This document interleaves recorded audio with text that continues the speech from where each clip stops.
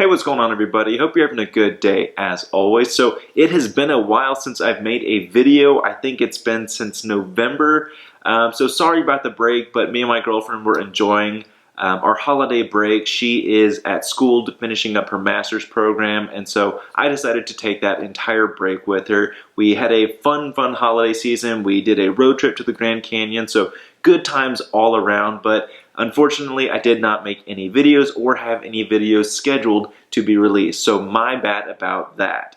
Now, what I want to do today is pretty much a financial recap, but instead of just December, do the entire 2019 financial recap. I want to break down a lot of the metrics that I normally measure on a month-to-month basis, and also talk about some of the things that I want to do with the channel going forward. So let's go ahead and get started with some of the stuff that I always talk about. Let's talk about passive income, because this was a pleasant surprise.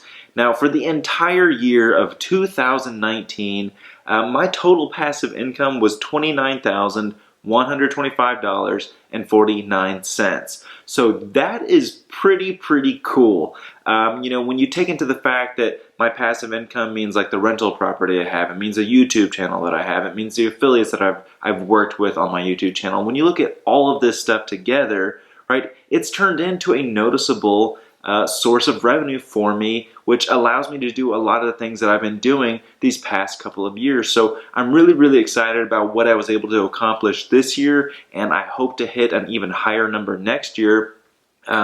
Obviously, a lot of this income is going towards other financially motivated things, such as paying off my mortgage, which we'll get into in a second. But one thing I really want to drive home for any of you guys that may find that number impressive or feel like, how do I get started? I'm not really sure what you should do in your life to start generating passive income, but what I would say is if you've at all thought about going into business for yourself, definitely take that first step. I'm not saying drop everything else that you're doing and then pursue this thing, but it is a very liberating feeling knowing that you kind of have a lot of things up and running that allow you to take certain chances or risks that you weren't able to take before. So if that is all on your radar, definitely make this a priority for this year to start looking into setting up your own source of revenue for yourself, not just through work. Now, another thing that I want to celebrate here real quick that's kind of in the same vein as that passive income, because it deals with one of my affiliates, but as you guys know, I really only talk about affiliates and promote affiliates that I use or I trust will help others save money. And I want to give a real quick shout out to Rate Genius. They have been an absolutely phenomenal resource for both myself and a lot of my viewers who are trying to refinance car loans. 3 years ago, every year I had a goal of trying to save people at least $150,000 a year in interest, really in all sorts of loans, but car loans would definitely be a major part of that. And this past year, 73 people successfully refinanced their car loans using Rate Genius through my channel. And I absolutely want to thank Rate Genius for being the support that they are, because I know that they're saving these people money. And even though these people don't email me back or they don't really let me know what's going on, I just have to know that they're saving a good bit of money. Right? Even if I think that they're saving just $1,000 in total interest across the lifetime of their loan, that's at least $73,000 that people are saving. If it's $2,000, then that's pretty much my goal right there of hitting $150,000. So I don't know the exact numbers on all this stuff. I just know that 73 people hopefully had a lot of their financial lives changed through that. So I definitely want to say thank you very much, Rate Genius. Guys, if you're at all considering refinancing your car loan, definitely check out the link below. Absolutely love those guys, especially the fact that they work with credit unions. So it's been pretty much nothing but good news as far as that front goes. Now, the next thing I want to talk about is pretty much my main financial goal that I'm working on myself, and that is, as many of you guys know, paying off my rental property as soon as I possibly can. And this year is something I'm really proud of, because in the years before, as much as I was focused on making smart financial moves, I wasn't really tackling that mortgage like I should have been. I wasn't paying as much extra as I should have been.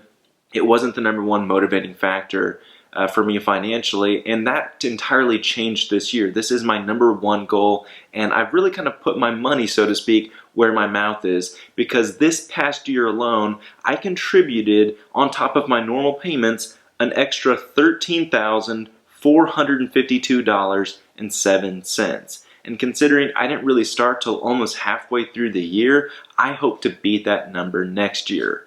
So I'm almost into the 60,000 range as far as how much I have left on it. So I really wanted to get this paid off as soon as possible. When I think about the fact that there are months where I pay an extra $1,500 towards the loan and I'm also making a mortgage payment on top of that, it will be a very, very big noticeable difference in my financial life when I no longer A, have any payment to make, and B, I don't have any extra payments to make. Like that will be, potentially a $2,000 swing in my favor on a month-to-month basis. So that will be absolutely huge, and that's why I'm working on this as hard as I possibly can, and I'm going to keep you guys updated. And I've talked about this before, but I hope this is something that you've also been pursuing in your personal finance journey, and that is looking at your debts and your obligations and finding out, how do I get out from underneath those? Because to be honest, these are the things that are honestly dragging a lot of people down.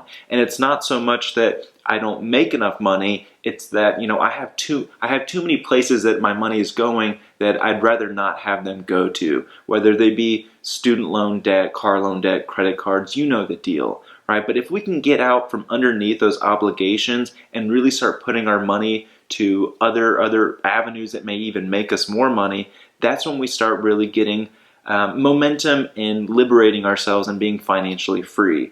So I'm not there yet. It's something that I'm working on, but it is something that I'm seeing noticeable improvement on, and that's why I'm excited.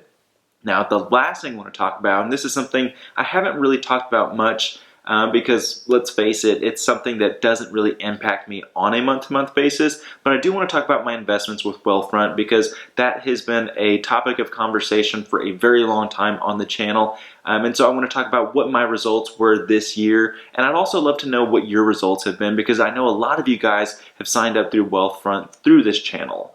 So I have two accounts with Wealthfront. One is my personal investment account and the other is my retirement account, which was an old 401k through my employer that I have since moved over to Wealthfront. And so they're going to see separate returns. So I want to talk about each of them. But yeah, let's go ahead and get started with that. The personal account honestly had its very best year ever. It had a rate of 21.28% increase. So that is far and away my best year that I've had on Wealthfront. I, fully expect that this could change at any moment. I've been talking about this for a while, that I just don't see how this can keep going up and up and up and up without any sort of hiccups. And, I guess a couple of years ago there kind of was a hiccup.